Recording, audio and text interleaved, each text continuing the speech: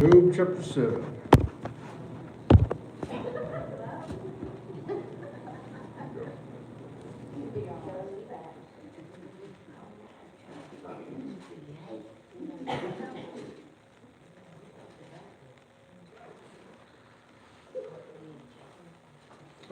I was feeling my pockets for my phone. I was like, where is it? It's filming me. Job chapter 8 ended we have this dialogue going on. We have Job's friends have come and they visited him in his time of suffering. And Eliphaz, the first of his friends to speak, gave this long spiel about how Job is guilty of something. He's obviously done something wrong. Even if he doesn't know it, even if Job doesn't know it, he says, you've probably done something wrong that has offended God, and that's why all of this is happening to you. Not really necessarily comforting. So Job in chapter 6 begins a rebuttal, saying, no, I haven't done anything. As a matter of fact, he ends in verses 29 and 30, return, let it not be iniquity. Return again, saying, have a look at me. You can see that clearly I was living right. You know who I am. Is there iniquity in my tongue? Cannot my taste discern perverse things? Job is saying, I think I would know if I were guilty of some kind of sin that would bring about all this great suffering. And so in chapter 7, we're going to see this is Job still speaking, continued dialogue. But here in this chapter, we're almost going to kind of see a shift among Job, where as he's talking, he almost kind of seems to be considering what Eliphaz has said. Well, did I do something? And so, getting into the text, he begins, once again, direct continuation from chapter 6. He says, is there not an appointed time to man upon earth? Are not his days also like the days of a hireling? As a servant earnestly desires a shadow, and as a hireling looks for the reward of his work. So he's comparing life to be like a shift of work. A hireling or a servant is going to be looking for that shadow. It means the sun is setting, the day is drawing to an end. Here I can finally knock it off, go home for the day. I'm done with work. And so this is how he's viewing life at this point. He's made it abundantly clear he's ready to die. He has no interest in being alive anymore. And so he's viewing life as something that he's ready to clock out, as it were. Like a long shift at work. Those days where it's a long day, it's rough, and you're just ready to go to that time clock out. I'm done for the day. Nobody else talk to me. Nobody else bring me anything. I'm done. And that's how he feels about existence. And so, when we look at Job's life, Brother Bob Winton had a good comment on this. He says, each man is given a period of time on earth, a time of labor and hardship, which inevitably leads in death. And as it is appointed unto men once to die, but after this the judgment. Hebrews 9:27. Each one is enlisted for a period of time. Each has a term of activity to fulfill, and this span of time involves many struggles and concludes with death. And so we think of life, and he did go on to say something interesting. Brother Winton said, human life is a state of probation. I thought that was an interesting perspective on life, because of course we do know as New Testament Christians, we are living here temporarily in preparation for something eternal. And so how we live right now is a period of probation. It's a trial period. We think of probation in the legal system, checking in with a parole officer, make sure you're still on the up and up, that you're reformed, that you're not going back to your criminal ways. It's a test of sorts, a trial period to ensure that you're ready to reintegrate fully into society after incarceration. And so we think of human life similarly, our lifespans, it's a trial period in the sorts, or of sorts, as if to see if we are ready for eternity, or where we're bent on going for eternity. And so there's a New Testament application as we look at life, and we're going to explore that a lot in this chapter, just the sanctity of life as well as the brevity of life. Job speaks so much on mortality in general, in the grand scheme of human existence. And so, continuing in verse 3, he says, So am I made to possess months of vanity, and wearisome nights are appointed to me. When I lay down, I say, when shall I arise, and the night be gone? And I am full of tossings to and fro unto the dawning of the day. My flesh is clothed with worms and clods of dust. My skin is broken and become loathsome. He describes his discomfort here as unending. He says, At night I toss and turn. I just wait for the coming of day.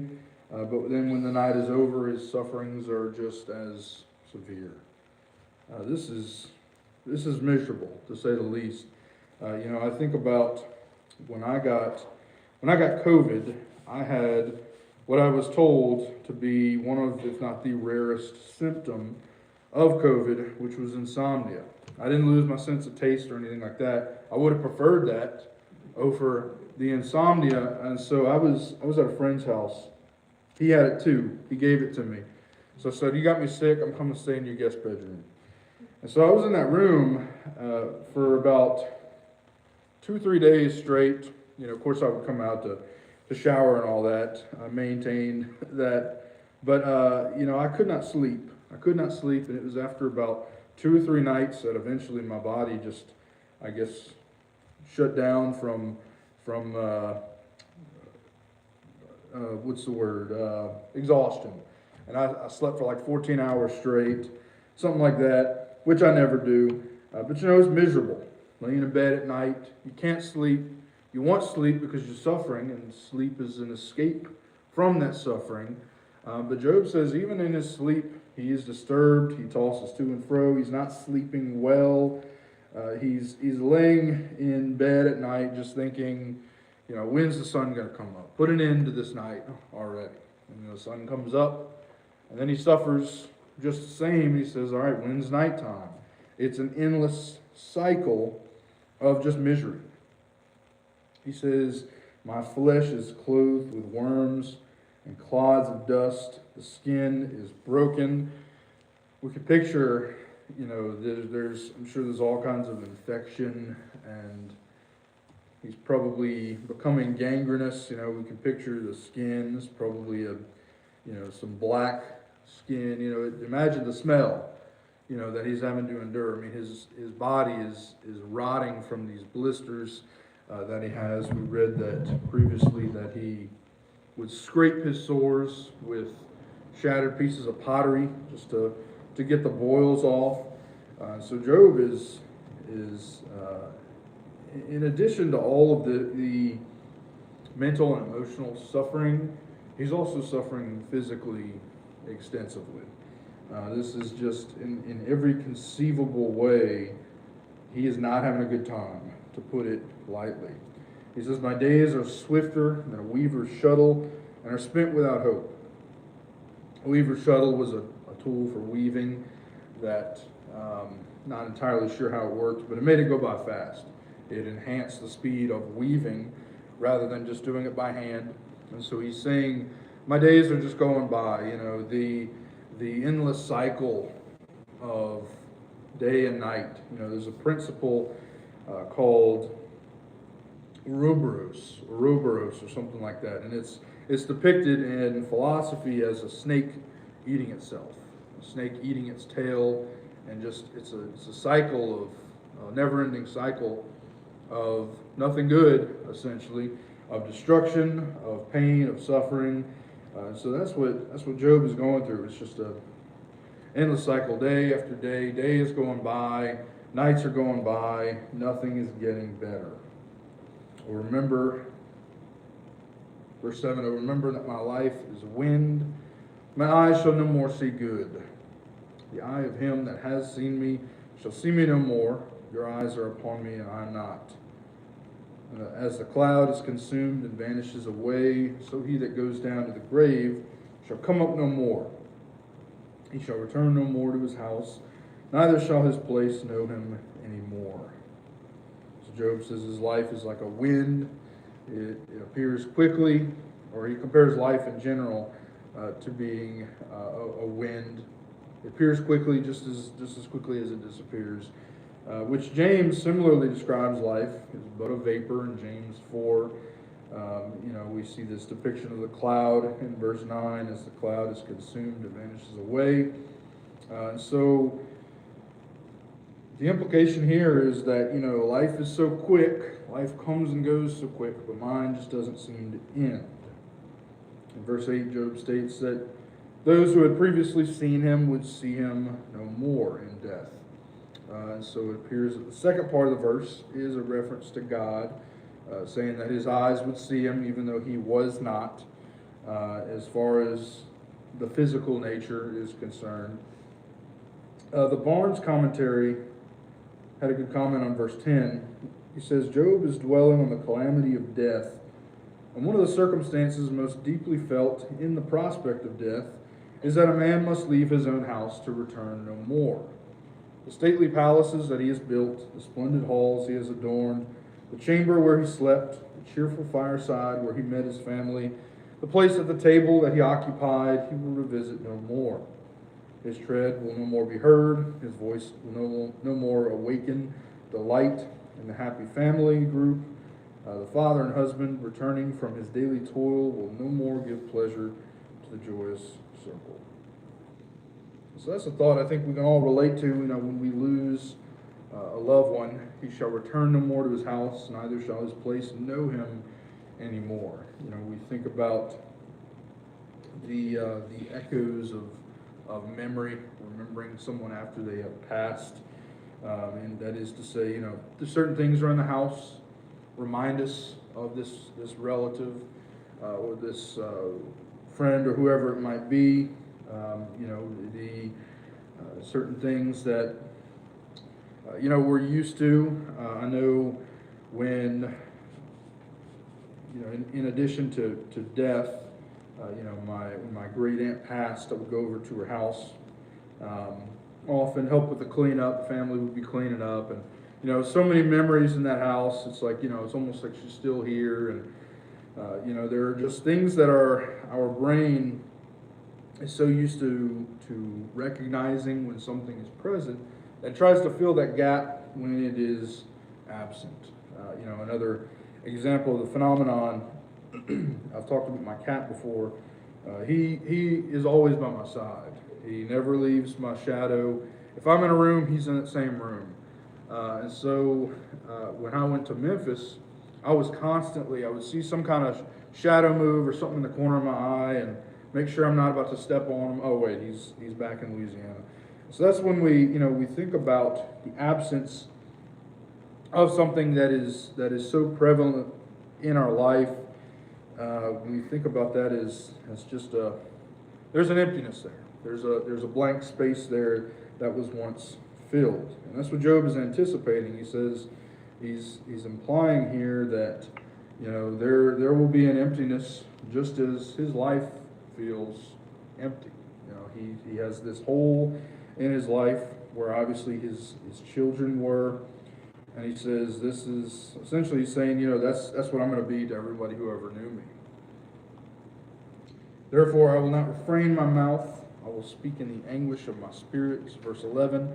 I will complain in the bitterness of my soul. So look at these words here. I will not refrain my mouth.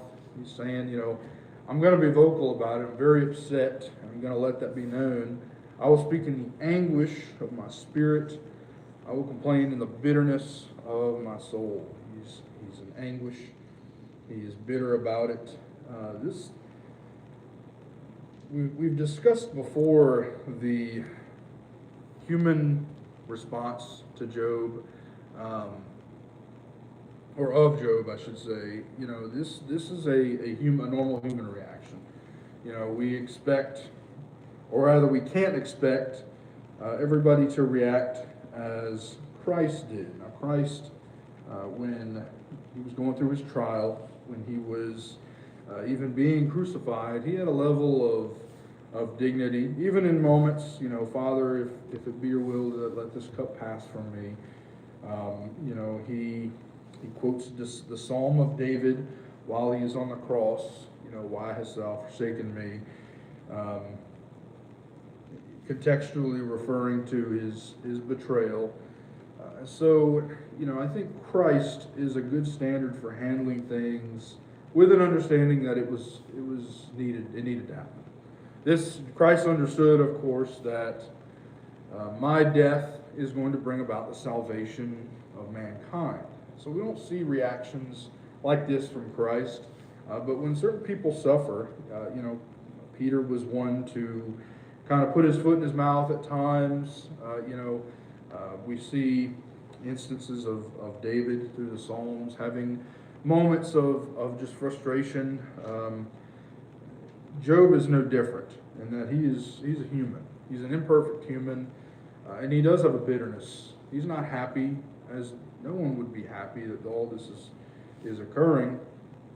But he says, I will complain in the bitterness of my soul. I think if anybody has a right to complain, it's Job. I'm one to avoid complaining. Maybe internally, I might be complaining the whole time in my head. But I'm one that finds that just complaining about it is not going to solve my problem. If anything, will probably only serve to annoy those around me. And so Job here does have a justification for complaining, speaking in the anguish of his spirit. As he said, he has every right to be upset by this, especially to his friends who are not offering proper counsel. And so Job's like, you're going to hear it. He says in verse 12, am I a sea or a whale that you set watch over me? He says, am I something that needs to be controlled that can only be controlled by God? So here we're starting to see a shift in verse 12. Now he's starting to question, as one does. When we think about problems in our life, we're thinking about every angle. Well, what can I have done to make this person upset with me? Or what would have happened? What could I have done differently to have prevented this messy situation in my life? It's like we think on things and we play every angle in our heads, and that's what Job is doing. So now we're starting to see a shift. He asks, am I a sea or a whale? We think about things out of human control. We can't control a sea or a whale. He says, essentially he's asking, am I something that can only be controlled or reined in by God? When I say my bed shall comfort me, my couch shall ease my complaints. Then you scare me with dreams and terrify me through visions, that my soul chooses strangling and death rather than my life. I loathe it. I would not live always. Let me alone, for my days are vanity. Once again, unrest and sleep. Death is preferable. It seems every single second, awake or asleep, every single second of Job's life is torture. Every single second. Not just physical, not just emotional or mental, it's all together. He says, I wasn't meant to live forever. I would not live always. So let me die now rather than suffer for no reason. He's like, I'm not here just to live for the sake of living, so just let me die. And once again, Job doesn't have the full picture. He doesn't know that there's more at stake than just his own well-being. There's a lesson in appreciating life here, as I alluded to previously. There's so many who want so bad to have a normal, as we would define it, life. Those who are suffering, like Job, with some kind of debilitating disability, or maybe somebody who just lives in profound poverty. Not to say that our problems in our lives are not worth worrying about, not worth being upset over, but Job helps us give perspective of not only suffering, but life in general. I've never been in a situation personally where I was just so upset, I said, I don't want to be alive anymore. And I'm thankful for that. But there are so many who do have such thoughts, where, my life is just such suffering that I cannot bear to be alive anymore. So we have an appreciation, or we can get an appreciation from reading Job chapter 7 here, for life in general. I feel my life is a blessing. I'm able to wake up every morning. I'm able to walk on my own. I don't have any debilitating disabilities. I have the ability to live within my means. Job has none of that. So many people, once again, today, even also do not have this. And so there's a lot to be thankful for in the way of how God blesses us, even when we don't necessarily feel particularly blessed. And there will be those days.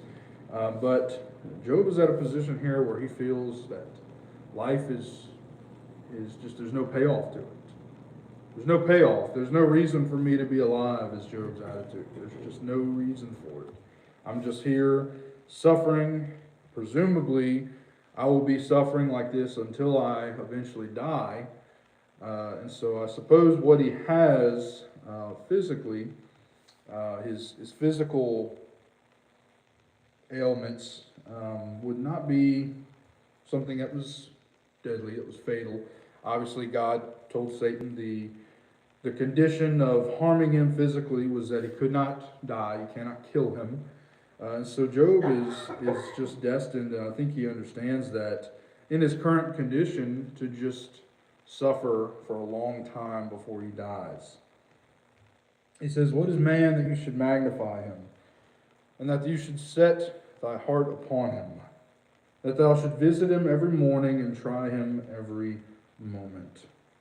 Before we talk about these two verses, I want to read Psalm 8. Psalm 8, real quick. It says, "O Lord, our Lord, how excellent is your name in all the earth, who has set your glory above the heavens. Out of the mouth of babes and sucklings you have ordained strength because of your enemies, that you might still the enemy and the avenger.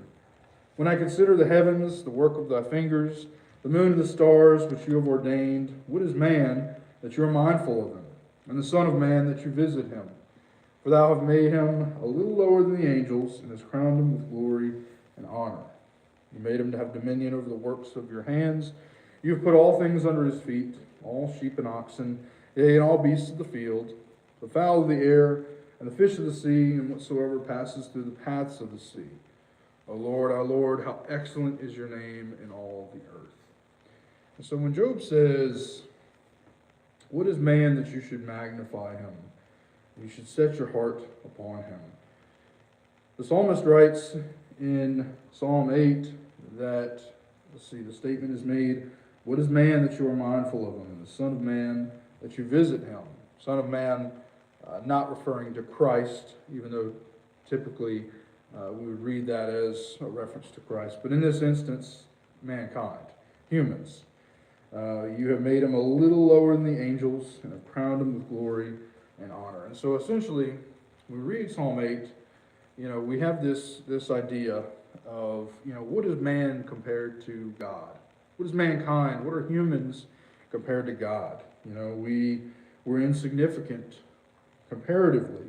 We are insignificant compared to God, and yet still God saw fit to elevate mankind, giving him dominion over the earth, giving him stewardship over creation.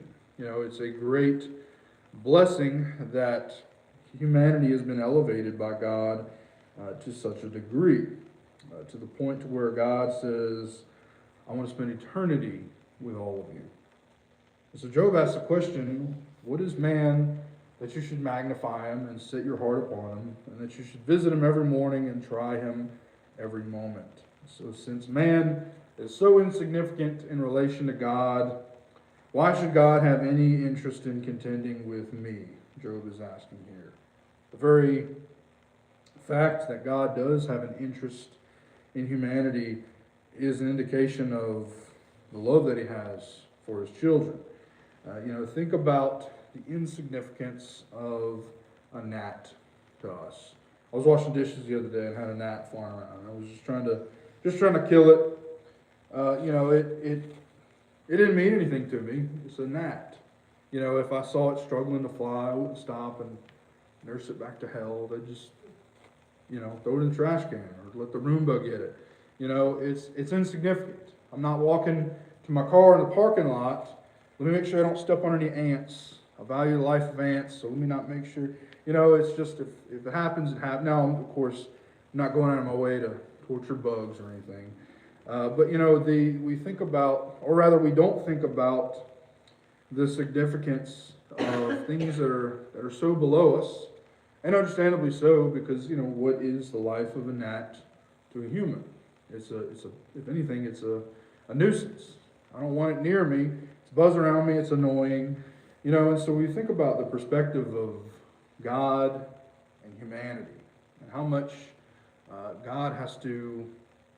I'm not going to say God lowers himself, but how there's an elevation talked about in humanity. How much he elevates humanity in order to have this nearness to humanity. Everything that God has done in this book, in the Bible, everything that he set in motion with his Son, all the way back to creation itself, creating an earth habitable for his creation, humanity, it's all for us.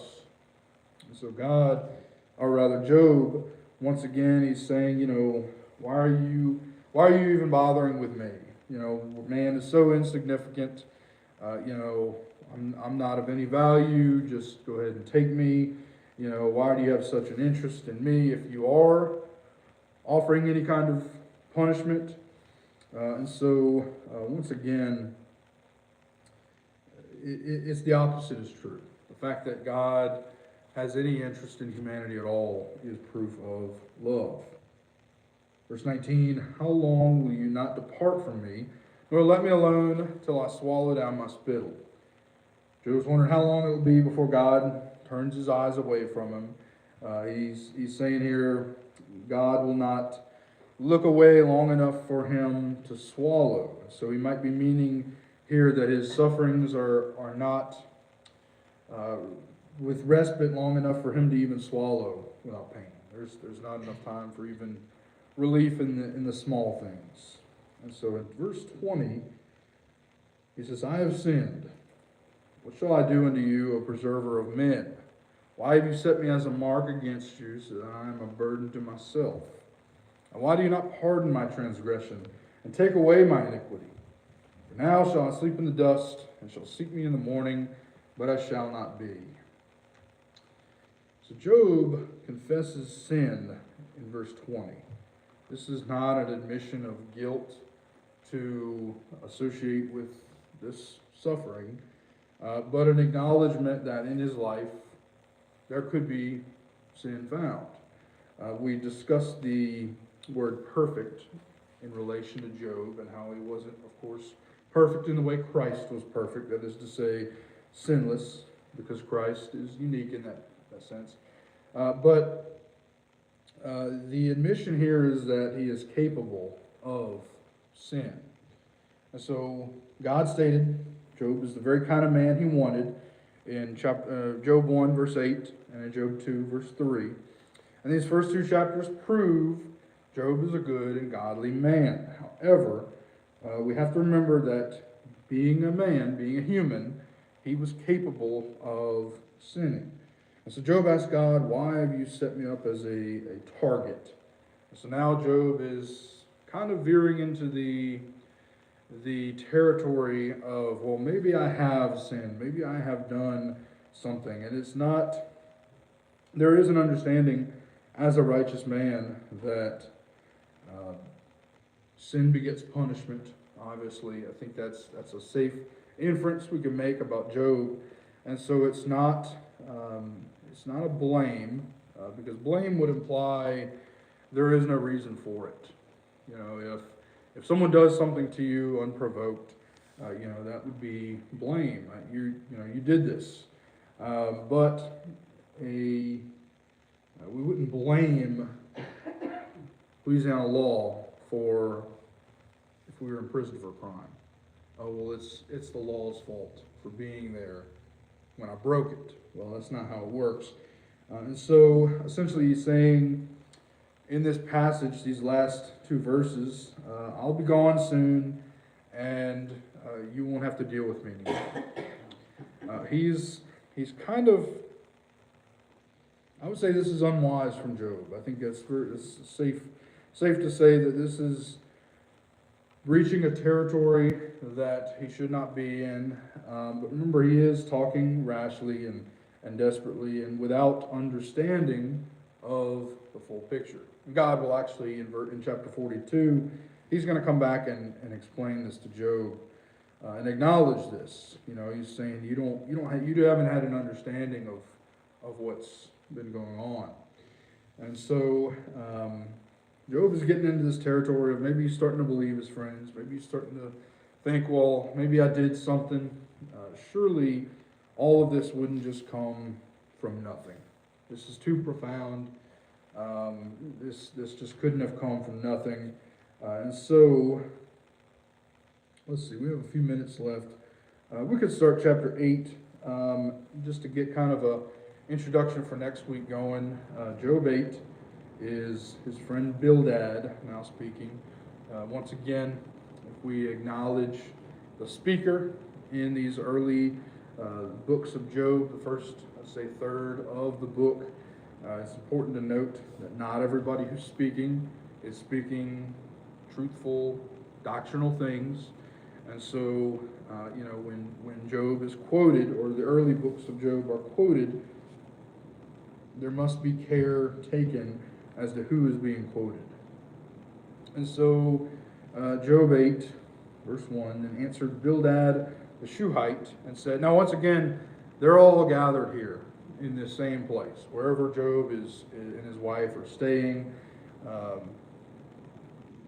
We don't have really a full picture of that. It's probably some kind of crude structure, if you will, maybe some kind of, he wouldn't be able to afford living in an inn if he was destitute, but there's some kind of housing structure that they're at.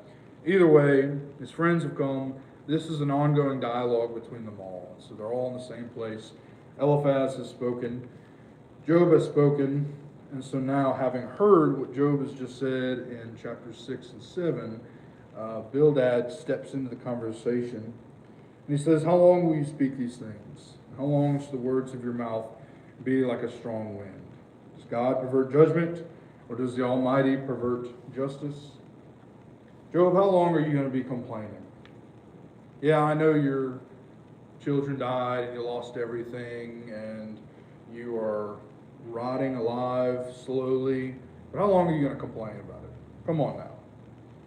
But then he does say something valid in verse 3. Does God pervert judgment? Is God's justice misplaced? Does God wield punishment upon those who do not deserve it? Now, once again, this is not God's justice, what's happening to Job. This is Satan's influence. Of course, I know I've beat that dead horse enough.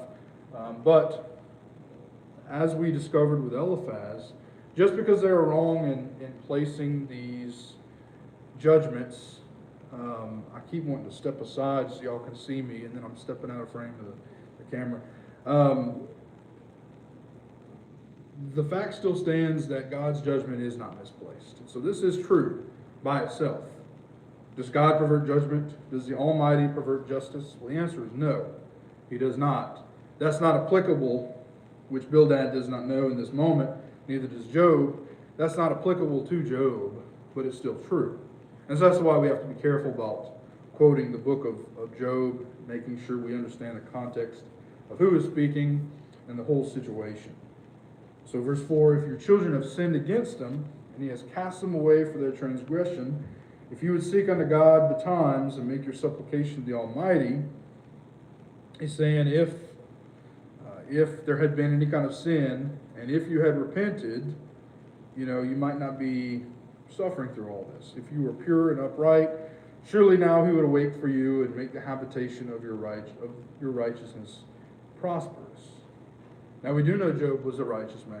God said so very clearly in the first two chapters.